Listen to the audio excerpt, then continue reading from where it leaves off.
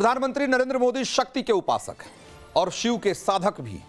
बीकानेर में करणी माता के मंदिर में माथा टेकने के बाद मंच पर उनका जो रौद्र अवतार देखने को मिला, उसमें भारत की नई शक्ति का आत्मविश्वास था और दुश्मनों के संहार का बल था उसमें।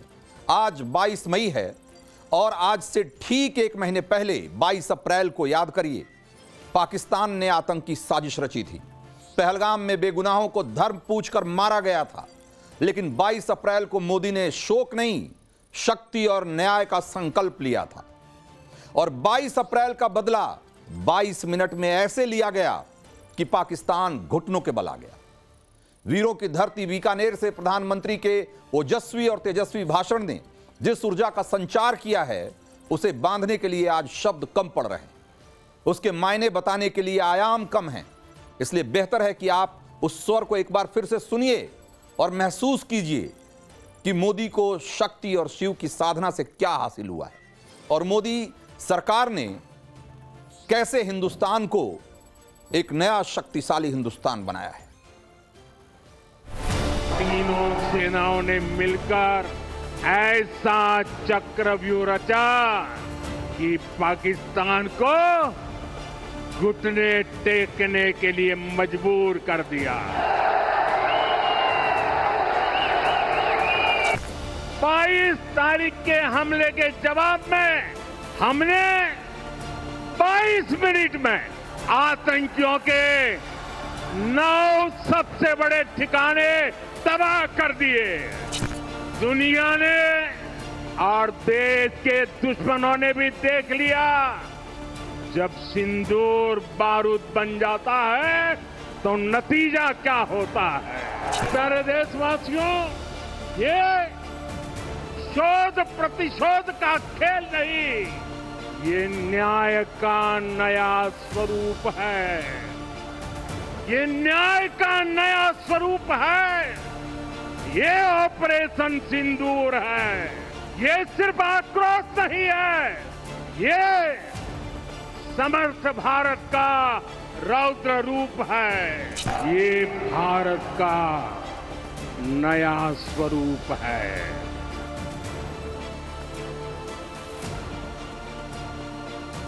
अब सीधा सीने पर किया प्रहार है। मोदी का दिमाग ठंडा है, ठंडा रहता है, लेकिन मोदी का लहू गर्म होता है। और अब तो मोदी की नसों में लहू नहीं, गर्म सिंदूर बह रहा है।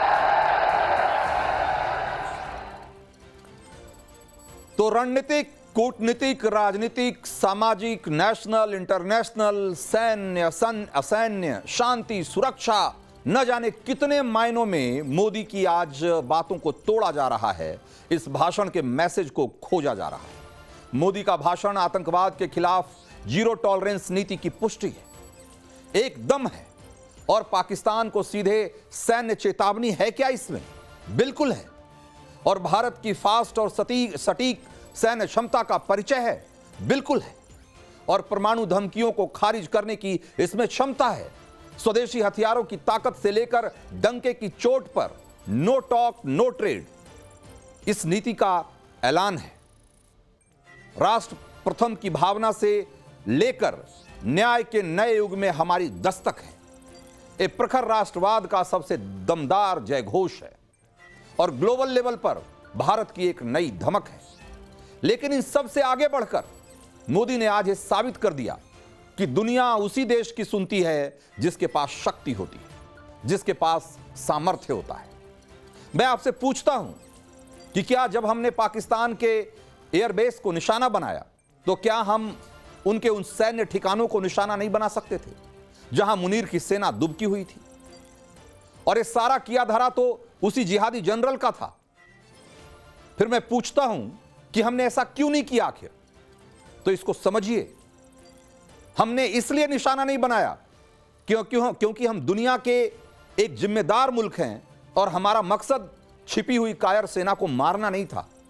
हमारा एजेंडा बिल्कुल अलग था और एजेंडा यह था कि पाकिस्तान को उसकी औकात दिखाई जाए, कि देख लो हम चाहे तो भीतर घुसकर तुम्हें मटिया मेट कर सकते हैं और तुम कुछ नहीं कर पाओगे। मैं आपसे पूछता हूं कि क्या पीएम मोदी इजाजत दे देते तो क्या हमारी सेना, जिसने 22 मिनट में पाकिस्तान के 9 आतंकी ठिकानों को खाक कर दिया, 90 मिनट में उनके 11 एयरबेस को तबाह कर दिया, क्या वो एक दिन में मुनीर के गले में पट्टा नहीं डाल देती? जरूर डाल देती। एक दिन तो छोड़िए, हमारी सेनाओं को अगर कुछ घंटे का और की मोहलत दे दी जाती तो सब कुछ हो सकता था जिसकी कल्पना किसी ने नहीं की। लेकिन हमने अपनी शक्ति का, शौर्य का ट्रेलर दिखाने के बाद, पाकिस्तान को सबक सिखाने के बाद उसे एक मौका दिया संभलने का और बता दिया कि अगर फिर आओगे तो मिट जाओगे। और इसका इंपैक्ट भी हुआ। क्या इंपैक्ट हुआ आपको वो भी दिखाते हैं।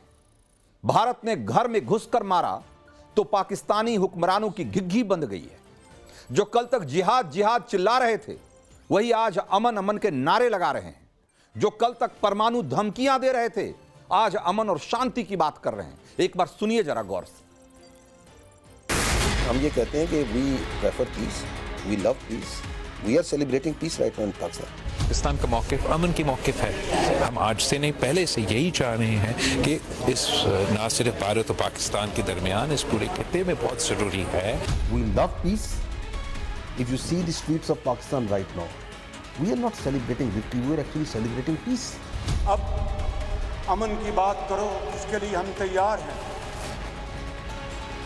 और इस अमन के लिए जो लाजमी शराइत हैं वो तुम्हें अच्छी तरह पता है।